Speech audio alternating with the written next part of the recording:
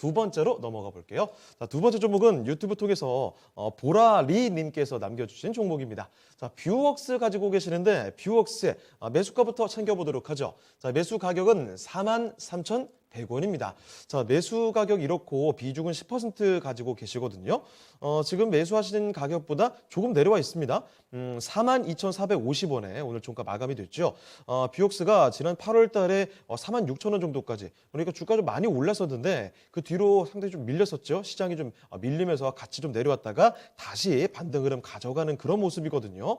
자, 그러면 뷰웍스 이제부터는 어떤 전략으로 가져가면 좋을지 살펴보도록 할게요.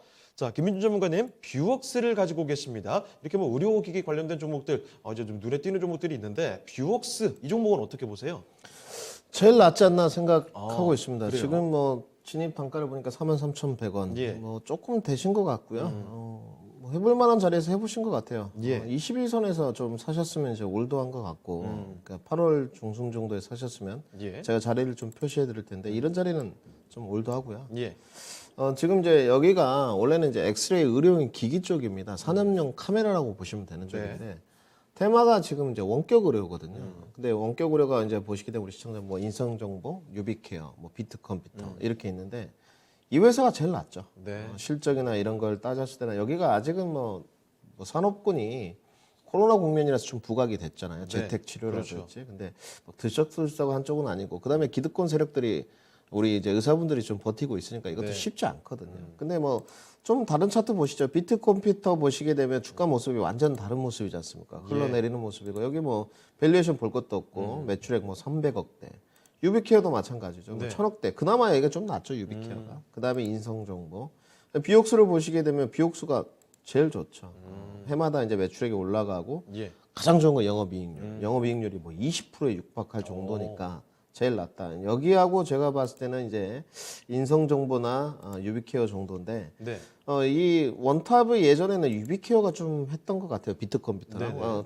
그 추세 분위기가 좋았었으니까. 근데 시장에서 이제 물론 여기가 이제 산업용 카메라고 의료용 기기 쪽이니까 좀 덜합니다만은 비옥수는 뭐 밸류에이션도 그렇게 높지는 않은 쪽이고요. 네. 상대적으로 이 안에서 원격 의료 안에서는 그리고 영업이익률이 좋다 보니까 기대감이 좀 나는 것 같아요. 주가 차트 모습은 상당히 괜찮은 모습이고요.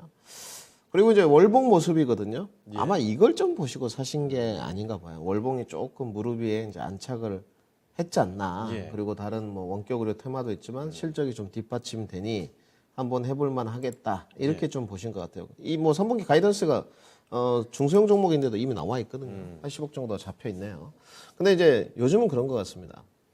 시장이 올라올 때 그 외국인들의 수급이나 이제 키를 쥐고 있지 않습니까? 개인 유동성 갖고는 지금 못 가는 장세잖아요. 그러니까 좀 더뎌요, 움직임이. 그래서 이제 중소형주들을 많이 선택을 하시거든요. 탄력성을 조금 붙이려고. 네.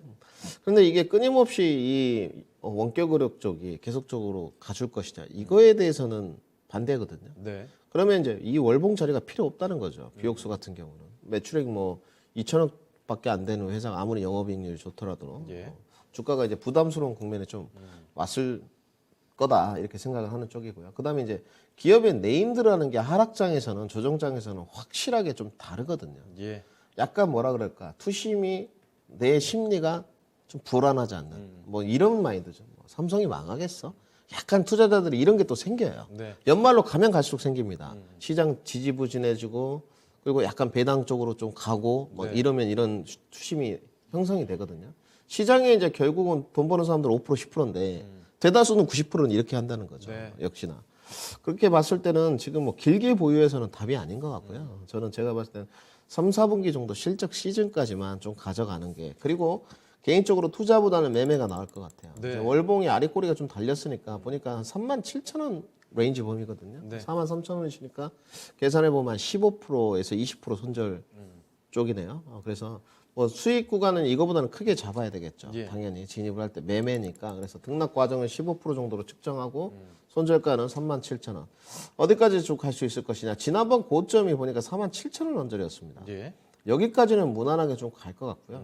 조금 더 힘을 쓴다 하면 5만 원 언저리가 가실 것 같아요. 네. 실적 대비. 그러면 나쁘지 않으시거든요. 지금 뭐 한 15%에서 한 19% 정도 사이 수익률. 예. 손절도 한 15%에서 19% 사이들. 뭐 비등비등한 쪽이니까 저는 길게만 끌지 않으면 될 것 같고요. 추세적으로 만약에 5만 원 돌파해가지고 좀 더 보고 싶다. 네. 그러면 비중 딱 10%니까 절반 정리하고 절반만 좀 가져가면 무난하지 않나. 비중 추가하게는 들고 싶진 않고요. 네. 제가 봤을 때는 좀 올라갈 것 같습니다. 추세적으로. 업황도 나쁘지 않고 실적이 받침이 되기 때문에 1, 2차 목표가 나눠서 설정해 드리겠습니다. 1차 목표가는 지난번 고점인 뭐 46,000원 정도 설정하시면 될 것 같고요. 예. 2차 목표가는 우리가 5만 원까지 한번 트라이 한번 해보자.